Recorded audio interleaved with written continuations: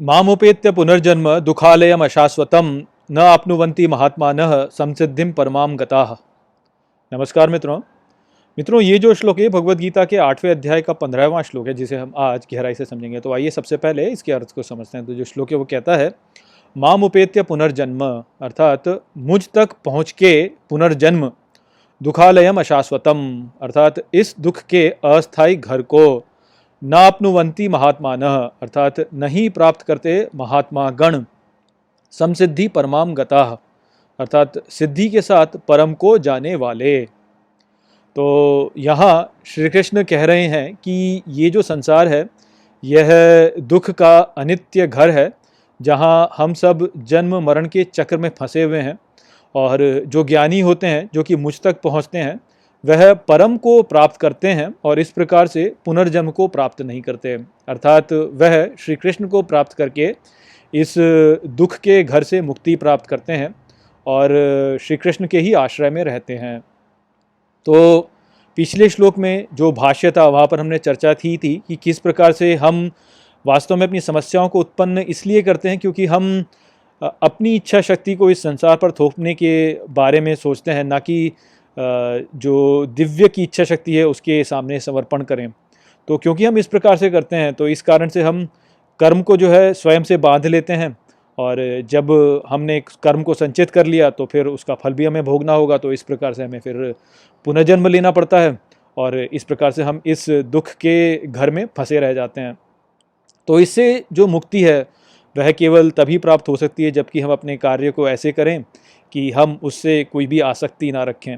अर्थात हम जो हैं, जो दिव्य की इच्छा शक्ति है उसके सामने आत्मसमर्पण कर दें और अपने कार्यों को जो हमारी अंतरात्मा है उसके साथ में जोड़ करके करें। तो ये जो विचार है ये थोड़ा सा ऐसा विचार है जो कि परस्पर विरोधाभासी लगता है, क्योंकि लोग यही बोलते हैं कि अरे जब हमें फल ही नहीं है तो फिर हम कर्म कैसे कर सकते हैं, अर्थात बिना फल की इच्छा के कोई कार्य कर ही कैसे सकता है। तो ये जो भ्रम है इसको हमें समझना चाहिए, इसको हम कैसे समझें। कई बार क्या होता है कि लोग ये सोचते हैं कि अच्छा, इसका अर्थ ये है कि हमें कुछ कार्य ही नहीं करना चाहिए, अर्थात कोई यदि हमारे गाल पे एक थप्पड़ मारता है तो हमें दूसरा गाल भी आगे कर देना चाहिए और हमें कुछ कार्य ही नहीं करना चाहिए, हमें निष्क्रिय हो जाना चाहिए। वास्तव में ऐसा नहीं है। यानी दिव्य के सामने आत्मसमर्पण करने का अर्थ ये नहीं होता है कि हम निष्क्रिय हो जाएं। दिव्य के सामने आत्मसमर्पण करने का अर्थ ये होता है कि हम जो भी कार्य कर रहे हैं उसका जो भी फल हमें मिल रहा है उसे हम ईश्वर के प्रसाद के रूप में स्वीकार करें, ना कि हम ये सोचिए कि अरे ईश्वर ने हमें ये जो फल है ये कैसे दे दिया, हमें तो कोई और फल मिलना चाहिए था और चलो अब हम कुछ और कार्य करेंगे। हमें ऐसा नहीं करना चाहिए। हमें जो कार्य करना चाहिए वह अपने भीतर की अंतरात्मा के साथ में जुड़ करके करना चाहिए, और जो भी फल हमें उसके लिए मिलता है हमें उसे स्वीकार कर लेना चाहिए ईश्वर के प्रसाद के रूप में, कि जो भी हमें प्रसाद मिला है ईश्वर का, ये जो ईश्वर का प्रसाद है ये हमारे लिए अच्छा ही है, हमें ये मान करके उसे स्वीकार करना चाहिए। तो अब हम इसे कैसे समझें, क्योंकि समस्या ये होती है कि लोग छोड़ नहीं पाते हैं अपनी इच्छा शक्ति को। उन्हें लगता है कि अच्छा, हम ऐसे ही यदि हर चीज़ को स्वीकार कर लेंगे तो फिर तो हम कुछ कर ही नहीं पाएंगे, फिर तो हमारा कुछ होगा ही नहीं। किंतु ऐसा होता नहीं है। वास्तव में घूम फिर के जब बात आती है तो वो ऐसे ही आती है हमारे पास में। तो अब उसका उदाहरण कैसे देखें, तो अब जैसे अब पाकिस्तान का उदाहरण ले लीजिए। पाकिस्तान के साथ में आप देखिए कि कैसे होता है। भारत और पाकिस्तान दोनों के बीच का उदाहरण अभी आप देख लीजिए, अभी की जो स्थिति है उसमें आप देखिए कि कैसे है। तो पाकिस्तानी जो लोग हैं उन्होंने जो अपना राष्ट्र बनाया वो बोला कि हम तो अल्लाह के नाम पे राष्ट्र बनाएंगे। तो अब अल्लाह दिव्य तो है, यानी मुसलमानों का जो दिव्य है वह तो अल्लाह ही है, तो उन्होंने दिव्य के साथ में ही उन्होंने बनाया। तो अब कोई वो लोग तो यही कहेगा कि अरे मैंने तो दिव्य के साथ में जुड़ कर ही जो है राष्ट्र को अपने को बनाया। किंतु क्या वास्तव में ऐसा है? वास्तव में ऐसा नहीं है। ये केवल स्वयं को समझाने वाली बात है। वास्तविकता ये है कि मुसलमानों ने भारत पर बहुत लंबे समय तक अपना वर्चस्व जमा के रखा। मुग़ल साम्राज्य था, उसके पहले दिल्ली सल्तनत थी। तो अभी बहुत लंबे समय तक मुसलमानों का भारत पर साम्राज्य था। अब जब भारत जो था वह स्वतंत्रता प्राप्त कर रहा था तो अब इन्हीं मुसलमानों को ये लगा कि अरे ऐसा कैसे हो सकता है कि भाई हम अब ऐसे रहें, हम तो यहाँ के राजा थे, हम तो यहाँ के शासक थे, अब हम कैसे यहाँ पे दबके रहें इनसे। तो इसीलिए उन्होंने जो है अपना राष्ट्र एक नया बनाने का प्रयास किया। अब ऊपरी तौर पे तो वो ये बोल रहे हैं कि नहीं, हमने तो दिव्य के लिए जो है ये बनाया अपना राष्ट्र, अल्लाह के नाम पे हमने अपना राष्ट्र बनाया। किंतु वास्तव में उन्होंने क्या, उन्होंने बड़ी चतुराई से अपने अहंकार को बीच में ला दिया, और अपने अहंकार को बीच में लाकर उन्होंने बोला कि जब हम तो राजा थे एक समय पर, अब हम कैसे रहें यहाँ पर। तो इस अवधारणा को लेकर के उन्होंने अपने राष्ट्र को बनाया, किंतु उन्हें लगता ही है कि उन्होंने अल्लाह के नाम पे अपने राष्ट्र को बनाया। तो हम लोग भी क्या करते हैं कि अपने जीवन में ऐसे ही कार्य करते हैं। हम कहते तो ये हैं कि हम दिव्य के लिए कर रहे हैं, किंतु वास्तव में हम अपने अहंकार को बीच में छुपा के घुसा देते हैं उसके बीच में, और फिर हम ये सोचते हैं कि हम सक्रिय रूप से कार्य करें।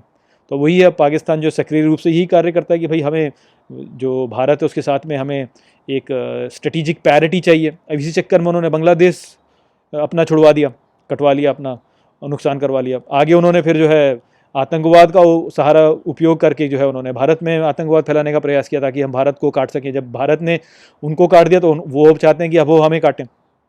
तो यहाँ पर फिर वही बदले की भावना, लेकिन औचित्य क्या दिया जा रहा है कि हम तो दिव्य के लिए कर रहे हैं, हम तो अल्लाह के लिए कर रहे हैं। तो ये जो कार्य है ये लोग करते हैं। जिन लोगों में बुद्धि नहीं होती वो इसी प्रकार से जो है हर बात में अपना तो वो अपना निहित स्वार्थ लेके आना चाहते हैं, किंतु ऊपर से जो औचित्य डालते हैं वह डालते हैं कि अल्लाह का।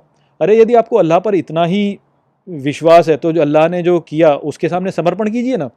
आप देखिए कि बांग्लादेश क्यों टूटा आपसे, आप समझिए उस बात को, क्यों टूटा, क्यों टूटा? क्योंकि आपने नस्लवाद की, आपने बंगालियों को निचला समझा, इस कारण से टूटा। तो ये जो स्वयं के बारे में सोचना है कि अरे हमारे साथ में ऐसा बुरा हुआ, क्यों हुआ, हमारे क्या कुकर्म थे जिस कारण से हुआ, तो यही तो समर्पण है वास्तव में, जिससे कि आप अपनी गलतियों को समझ पाते हो, और अपनी गलतियों को समझ करके आप अपनी गलतियों को सुधारते हो, और फिर अपने कार्यों को इस प्रकार से करते हो जो कि आप जो आपने गलतियाँ की उनको सुधार सकें। अब हिंदू थे, हिंदुओं में भी तो गलतियाँ थी बहुत सारी, हमारी बहुत सारी गलतियाँ हैं। हमारे में जो जातिवाद है उस कारण से कितना विभाजन हुआ हमारे बीच, जिस कारण से हमारी सभ्यता को इतना नुकसान पहुंचा। तो उस जातिवाद को हटाने का प्रयास किया कि नहीं किया? अछूतवाद को हटाने का प्रयास किया कि नहीं किया? दयानंद सरस्वती ने पूरी जातिवाद को हटाने का प्रयास किया। गांधी जी जो थे उन्होंने भी अछूत के पीछे इतने सारे कार्य किए। जितने भी हमारे महान रहे हैं, महान हमारे पुरुष रहे हैं, उन सभी ने जो हमारे समाज में बुरी प्रथाएं थी उनको हटाया। राम मोहन रॉय ने सती प्रथा को हटाया। जो ईश्वर चंद्र विद्यासागर थे उन्होंने विधवा के पुनर्विवाह के ऊपर कार्य किए। तो उस प्रकार से हमने अपने जो समाज की जो हमारे कुरीतियाँ थी उनको हटाया। क्यों? क्योंकि हमने ईश्वर की इच्छा के सामने समर्पण किया। हमने देखा कि हमारी सभ्यता नीचे गिरी इन कुप्रथाओं के कारण, और यदि हम इन कुप्रथाओं को हटाएंगे तो हम आगे बढ़ सकते हैं। तो यही कारण है कि हमारा जो समाज है वो आगे बढ़ पाया, स्वतंत्रता प्राप्त की, और आगे भी हम और बढ़ रहे हैं। समस्याएं अभी भी हैं, किंतु उन समस्याओं का निवारण करना चाह रहे हैं। वहीं पर यदि आप पाकिस्तान को देखें तो उन्होंने अपनी समस्याओं का कभी भी कोई निवारण नहीं किया। वो तो अभी भी यही बोलते हैं कि नहीं, हमारा ही जो सोचना है वो सबसे अच्छा है, अल्लाह का जो वो है फरमान है वही सबसे अच्छा है। जो 7वीं शताब्दी में जो बातें लिखी गई उनको ही हम अच्छा मानेंगे और उनमें परिवर्तन नहीं करेंगे। भाई आज के समय ईश्वर तो उन्हें इतना सारे संकेत दे रहा है, मुसलमानों को कितने संकेत दे रहा है कि भाई तुम प्रौद्योगिकी में पीछे रह गए हो, तुम्हें अपने समाज में सुधार की आवश्यकता है, तुम इन सब परिवर्तनों के सामने समर्पण करो, अल्लाह की जो इच्छा है उसके सामने समर्पण करो तुम, और बोलो कि हाँ हमें परिवर्तन होना चाहिए। लेकिन वो समर्पण नहीं करते हैं, अपना अहंकार वो लेके बैठे हुए हैं और कहते हैं कि हम ही सबसे सबसे अच्छे हैं, सबसे उच्चतम हैं। तो अभी भी वही सब चले जा रहा है उनमें, अभी भी उनकी कुप्रथाएं चल रही हैं। इतने सारे जो उनके समाज में समस्याएं हैं वो ठीक नहीं हो पा रही, और यही कारण है कि वो जो समाज है वो पिछड़ रहा है, किंतु उनको दिखता नहीं है। उनको तब भी यही लगता है कि नहीं, हम तो ईश्वर के सामने समर्पण ही कर रहे हैं, हम तो अल्लाह के सामने समर्पण कर रहे हैं।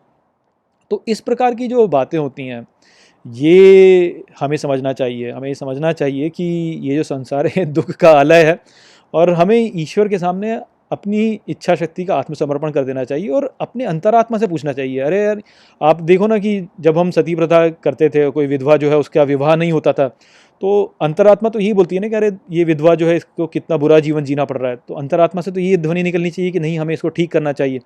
या हम अछूत जो करते थे वो हमें देखना चाहिए किस प्रकार से एक व्यक्ति को हम इतना दुख पहुंचा रहे हैं। अंतरात्मा से जो ध्वनि निकलेगी वो तो ये निकलेगी कि यार इसका कल्याण हो। तो उस ध्वनि को हमें सुनना चाहिए और अपने पुराने आडंबरों को लेकर नहीं बैठे रहना चाहिए। तो यदि हम ऐसा करेंगे तभी तो हम अपनी स्थिति का सुधार करते जाएंगे, और सुधार करते जाएंगे, और सुधार करते जाएंगे, ज्ञान की वृद्धि करते जाएंगे। और कोई व्यक्ति जो इस प्रकार की जो सुधार है वो करने के लिए कार्य करता है और आसक्ति नहीं रखता है, दिव्य के सामने समर्पण करता है, अंतरात्मा के साथ में कार्य करता है, वह तो परम गति को प्राप्त करेगा ही, वह तो बढ़ता ही जाएगा आगे। तो इस प्रकार से यदि आप अपने जीवन में कार्य करेंगे तो आप श्री कृष्ण के साथ में जुड़ जाएंगे, और ये जो दुख है, यहाँ पे जो दुख है, इन दुख के इस संसार से आप मुक्ति प्राप्त करेंगे, श्रेष्ठता को जाएंगे, और अपने आप को ऊपर बढ़ाते चले जाएंगे। तो यही बात है जो कि श्री कृष्ण यहाँ पर पिछले और इस श्लोक में मिलकर कह रहे हैं।